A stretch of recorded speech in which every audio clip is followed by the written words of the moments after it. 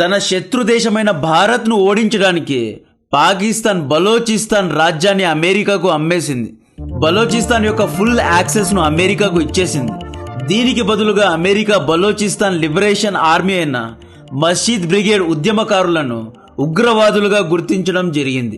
ఈ ఏరియా పేరు బలోచిస్తాన్. ఇది పాకిస్తాన్లోని చాలా పెద్ద రాష్ట్రం. పాకిస్తాన్ యొక్క టోటల్ భూమిలో 44% బలోచిస్తాన్లోనే ఉంటుంది. బలోచిస్తాన్తో ఇరాన్, ఆఫ్ఘనిస్తాన్ బార్డర్ను షేర్ చేసుకుంటాయి. బలోచిస్తాన్లోనే గ్వాదార్ పోర్ట్ ఉంటుంది. బలోచిస్తాన్ యొక్క కోస్టల్ లైన్ ద్వారా అరేబియన్ మహాసముద్రాన్ని యాక్సెస్ చేయొచ్చు. ఇరాన్ యొక్క స్ట్రైట్ ఆఫ్ హర్మూజ్ పైన ఇక్కడ నుండి నిఘాను ఉంచుకోవచ్చు. బలోచిస్తాన్ అనేది అమెరికన్ ఆర్మీకు ఒక మిలిటరీ బేస్ లాగా పనిచేస్తుంది. బలోచిస్తాన్ లో అరుదైన ఖనిజాలు like copper, gold, uranium, oil and gas పెద్ద మొత్తంలో ఉన్నాయి. ఇరాన్ పైన నిఘాను ఉంచడానికి, ఇరాన్ యొక్క న్యూక్లియర్ అసెట్స్ పైన దాడి చేయడానికి కూడా బలోచిస్తాన్ అమెరికాకు ఉపయోగపడుతుంది. చైనాలో ఉన్న జింగ్జియాంగ్ నుండి గ్వాదార్ వరకు చైనా, పాకిస్తాన్ కలిసి కడుతున్న సిప్యాక్ ప్రాజెక్ట్ గురించి మీకు తెలిసే ఉంటుంది. అయితే ఈ సిప్యాక్ రోడ్ యొక్క 30% రోడ్ బలోచిస్తాన్లోనే ఉంటుంది. ఈ సిప్యాక్ రోడ్ ద్వారా చైనా మలక్కాబ్ స్ట్రైట్ కు ఆల్టర్నేటివ్ రూట్ ను నిర్మించడానికి ప్రయత్నిస్తోంది. ఒకవేళ రేపు మలక్కాబ్ స్ట్రైట్ దారిని బ్లాక్ చేస్తే ఈ సిప్యాక్ నుండి ఆయిల్ ను ఇరాన్ ద్వారా ఇంపోర్ట్ చేసుకోవడానికి చైనా ఈ సిప్యాక్ హైవేను కట్టడం మనందరికీ తెలుసు. ఈ సిప్యాక్ ప్రాజెక్ట్ ఇన్ గ్వాదార్ పోర్ట్ కోసం చైనా పాకిస్తాన్ లో $60 బిలియన్ పెట్టుబడి పెట్టి నష్టపోయింది. గ్వాదార్ పోర్ట్ మొత్తాన్ని చైనీస్ కంపెనీ అయిన చైనీస్ ఓవర్సీస్ పోర్ట్ హోల్డింగ్ కంపెనీనే నిర్మించింది. పాకిస్తాన్ గ్వాదార్ పోర్ట్ ను చైనాకు 99 ఏళ్ల వరకు లీజ్కు ఇచ్చేసింది.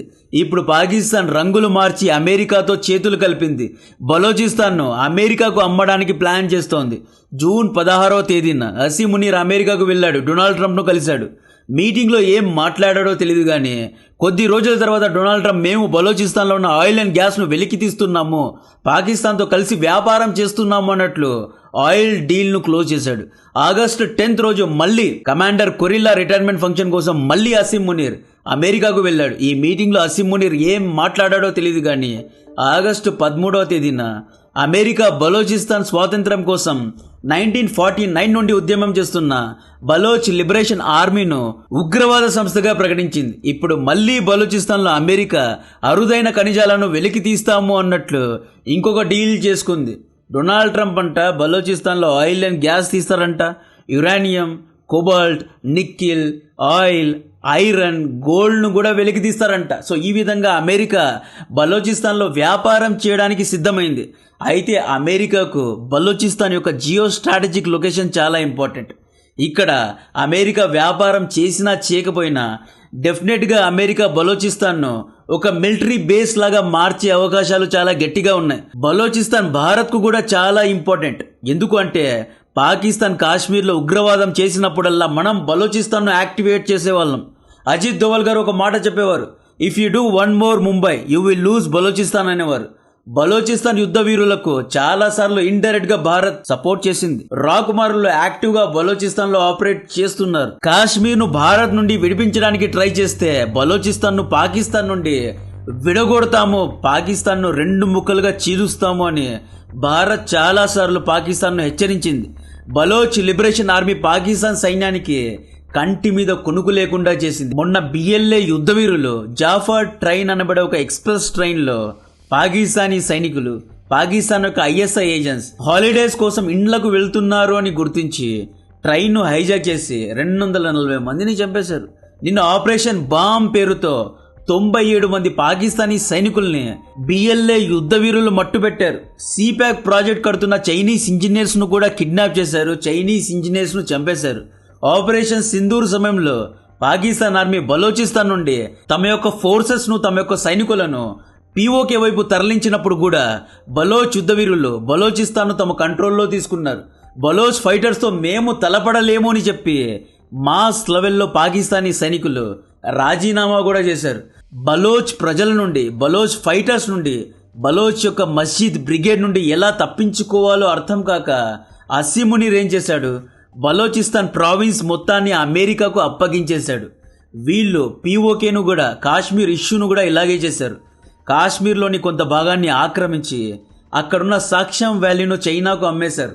తద్వారా కాశ్మీర్ ఇష్యూలో చైనాను లాగారు. ఇప్పుడు బలోచిస్తాన్ను కూడా అమెరికాకు అమ్మేసి బలోచిస్తాన్ ఇష్యూలో అమెరికాను లాగుతున్నారు. ఆగస్టు 10 రోజు అసీం మునీర్ అమెరికా గడ్డ మీద నిలబడి ఏమన్నాడో తెలుసా? కాశ్మీర్ అనేది ఇండియా యొక్క ఇంటర్నల్ మ్యాటర్ కాదు, ఇది ఇంటర్నేషనల్ ఇష్యూ అని కాశ్మీర్ సమస్యను అంతర్జాతీయం చేశాడు. ఇప్పుడు బలూచిస్తాన్ ఇష్యూను కూడా అంతర్జాతీయం చేయడానికి ట్రై చేస్తున్నాడు. 1949 నుండి దాదాపు 6 ఉద్యమాలు బలోచ్ ప్రజలు చేశారు. బలోచ్ ప్రజలను పాకిస్తాన్ అణిచివేస్తోంది. బలోచిస్తాన్ యొక్క గ్వాదర్ పోర్ట్ ను అమ్మేసింది, నేచురల్ రిసోర్సెస్ ను అమ్మేసింది. పాకిస్తాన్ యొక్క లాభంలో కేవలం 11% మాత్రమే బలోచిస్తాన్ ప్రజలకు ఇస్తోంది. బలోచిస్తాన్ నుండి కొట్టేసిన డబ్బు మొత్తాన్ని పంజాబ్ కు తరలిస్తోంది పాకిస్తానీ సైన్యం.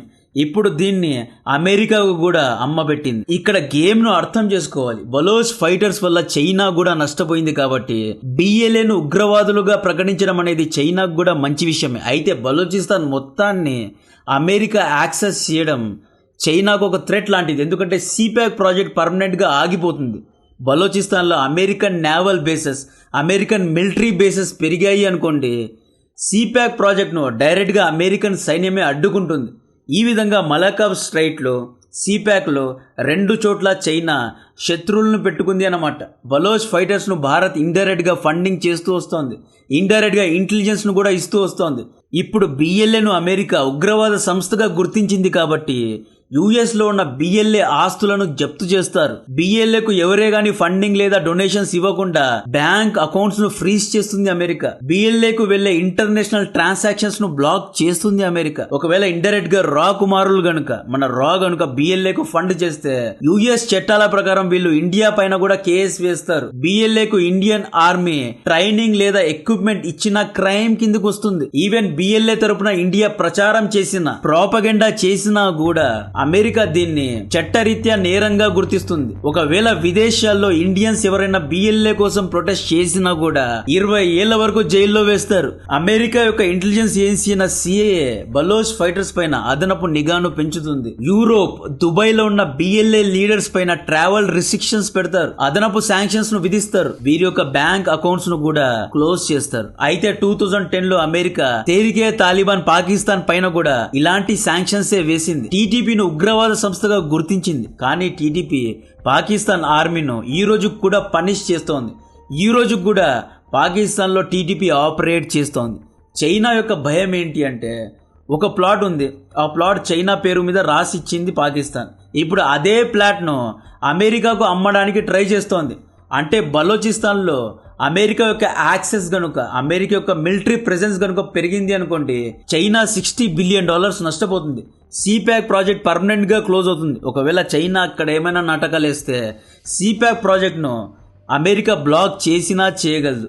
బలోచిస్తాన్లో అరుదైన ఖనిజాలు చైనాకు కూడా కావాలి. ఈ అరుదైన ఖనిజాలను, ఆయిల్ అండ్ గ్యాస్ ను గనుక అమెరికా ఎత్తుకొని వెళ్ళిపోతే చైనాకే ప్రమాదం. 2013 నుండి బలోచిస్తాన్ నుండి ఏదో ఒక లాభాన్ని పొందాలి అని చెప్పి చైనా ఎన్నో ప్రాజెక్ట్స్ ను అక్కడ కడుతోంది. సడన్ గా అమెరికా ఎంట్రీ ఇచ్చేస్తే చైనాకు ఆర్థికంగా నష్టం వాటిల్లే ప్రమాదం ఉంది.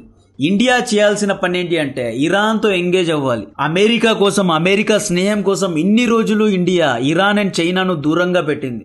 ఇరాన్తో ఎంగేజ్ అయ్యి చాబార్ పోర్ట్ ద్వారా మనం యూరోప్తో కనెక్ట్ అవ్వాలి, రష్యాకు కనెక్ట్ అవ్వాలి, చైనాతో ఇంకా గట్టిగా ఎంగేజ్ అవ్వాలి.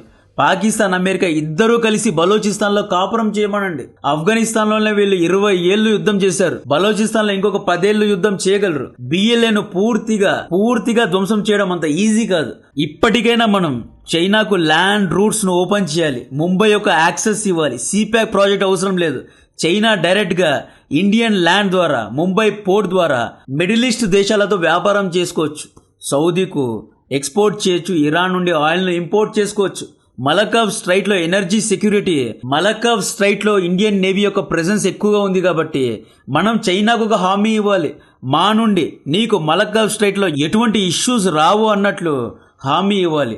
చైనాతో స్ట్రాటజిక్ రిలేషన్ ను పెంచుకోవాలి. మనం చైనాతో స్ట్రాటజిక్ గా రిలేషన్స్ ను పెంచుకోవాలి. మ్యూచువల్ గా చైనాతో ఇద్దరు లాభపడే విధంగా మెమోరాండమ్ ఆఫ్ అండర్స్టాండింగ్స్ ను చేసుకోవాలి. చైనాకు భరోసా ఇవ్వాలి. జియో పాలిటిక్స్ లో శాశ్వత మిత్రులు, శాశ్వత శత్రువులు ఎవరు ఉండరు. వరల్డ్ పవర్ ఎప్పుడూ బ్యాలెన్స్డ్ గా ఉండాలి. జో బైడెన్ సమయంలో కూడా అమెరికా భారత్ పైన ఎన్నో శాంక్షన్స్ వేసింది. డొనాల్డ్ ట్రంప్ సమయంలో కూడా భారత్ పైన శాంక్షన్స్ వేస్తోంది. సో అమెరికా పాకిస్తాన్తో క్లోజ్ అవుతుంది కాబట్టి బ్యాలెన్స్ ఆఫ్ పవర్ను మెయింటైన్ చేయడానికి డెఫినెట్గా చైనాతో ఎంగేజ్ అవ్వాలి, డెఫినెట్గా చైనాతో వ్యాపారం చేయాలి. డైరెక్ట్ ఫ్లైట్స్ను ఆల్రెడీ ఓపెన్ చేశాం, ల్యాండ్ రూట్స్ను కూడా ఓపెన్ చేయాలి. బార్డర్ టెన్షన్స్ గురించి కూర్చొని డిస్కస్ చేసుకొని ఎటువంటి మనస్పర్ధలు లేకుండా అన్ని ఇష్యూస్ను రిజాల్వ్ చేసుకోవాలి. ఈ విధంగా India, China, Russia and Brazil, Iran ఈ బ్లాక్ అనేది చాలా ఇంపార్టెంట్ అన్నమాట. మనం ఆల్టర్నేటివ్ కరెన్సీని కూడా తీసుకురావాలి. అమెరికా యొక్క బుల్లీకు చెక్ పెట్టాల్సిన సమయం వచ్చింది. అమెరికాతో ఇన్ని రోజులే ఎంగేజ్ అయ్యాం, కానీ ఇప్పుడు అమెరికా పుతిన్ను ఓడించడానికి ఇండియా పైన శాంక్షన్స్ వేయడానికి సిద్ధమైంది. పుతిన్ అలాస్కా మీటింగ్ ఫెయిల్ అయిందా, ఇండియా పైన అదనపు శాంక్షన్స్ వేస్తాము అన్నట్లు అమెరికా నిన్న హెచ్చరించింది. ట్రంప్ అండ్ పుతిన్ ఇద్దరి మధ్య మీటింగ్ జరుగుతుంది. ఎలాగో పుతిన్ అమెరికా యొక్క డిమాండ్స్కు ఒప్పుకోడు. అలా ఒప్పుకోలేదు అంటే అమెరికా ఏమంటుందో తెలుసా, ఇండియా పైన ఇంకొక 25% టారిఫ్ వేస్తాము అంటోంది. ఇండియా పైన 50% టారిఫ్ వేసినందుకే పుతిన్ అలాస్కాలో మీటింగ్ చేయడానికి సిద్ధమయ్యాడు అని అమెరికన్స్ నమ్ముతున్నారు. సో భారత్ భుజం మీద బందూకు పెట్టి పుతిన్ను కాల్చడానికి ట్రై చేస్తోంది అమెరికా. ఇప్పటికే 32 సార్లు Donald Trump 6 fighter jets were lost, I stopped India and Pakistan war అని గ్లోబల్ లెవెల్లో భారత్ పరువు తీస్తున్నాడు. చైనా అంబాసిడర్ జూ ఒక అద్భుతమైన మాట అన్నాడండి. ఆయన ఏమన్నాడు అంటే, if you give 1 inch to bully he will take 1 mile అని చెప్పారు. భారత్ ఆల్రెడీ అమెరికాకు 1 kilometer వరకు స్పేస్ ఇచ్చేసింది, పూర్తిగా అమెరికా పైన ఆధారపడింది. ఇప్పుడు అమెరికా ఏం చేస్తోంది, పుతిన్ను ఓడించడానికి భారత్ను ఒక అస్త్రంలాగా వాడుతోంది. భారత్ పైన శాంక్షన్స్ వేస్తాను అని బెదిరించి పుతిన్ను కూర్చోబెట్టాలి అని ట్రై చేస్తోంది. చైనా రష్యాతో మనకంటే ఎక్కువ ఆయిల్ను కొంటున్నా కూడా అమెరికా చైనాను ఏమీ చేయలేకపోతోంది, ఇండియా పైనే శాంక్షన్స్ వేస్తోంది. పాకిస్తాన్తో దగ్గరవుతోంది అమెరికా. పాకిస్తాన్ పైన కేవలం 19% మాత్రమే టారిఫ్ వేసింది. బలోచిస్తాన్లో పెద్దగా అమెరికన్ మిలిటరీ బేసెస్ను, నావల్ బేసెస్ను కట్టడానికి ప్లాన్ చేస్తోంది అమెరికా. సో భారత్ డెఫినెట్గా పవర్ను బ్యాలెన్స్ చేయడానికి రష్యా, చైనా, బ్రెజిల్, ఇరాన్తో ఎంగేజ్ అవ్వాల్సిన సమయం వచ్చేసింది. కంటెంట్ కనుక నచ్చితే వీడియోను లైక్ చేయండి, ఛానల్ను సబ్స్క్రైబ్ చేసి అందరికీ షేర్ చేయండి. జై హింద్.